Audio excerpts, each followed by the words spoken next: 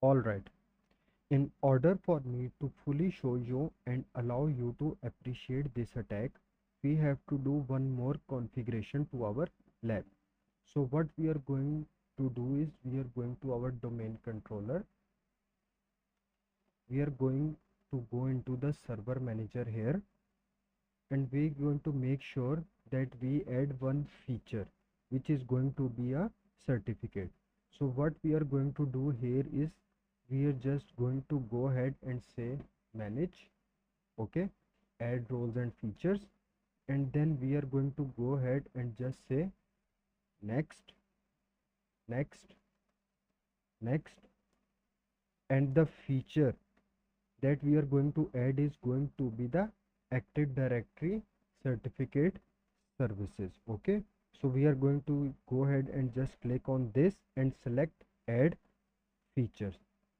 Okay, then we go ahead and just next through everything here, next, next, next, and then okay, and then we are we go ahead, we want the certificate authority. Okay, make sure it is checked.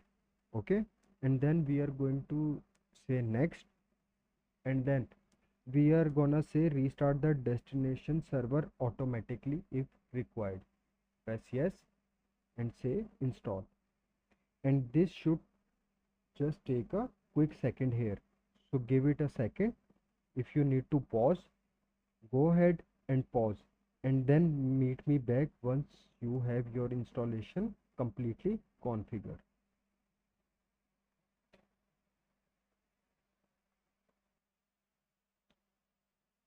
All right, so let's go ahead and close this and open up this right where the exclamation mark is. Okay, we are going to go ahead and say configure.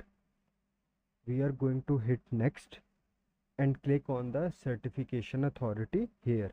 We are going to hit next, next, next, and next, and then we are going to just go ahead and click SHA 256 is fine. We will hit next on this, and then we will just change the press next again, and then just we are going to change this 5 to 99.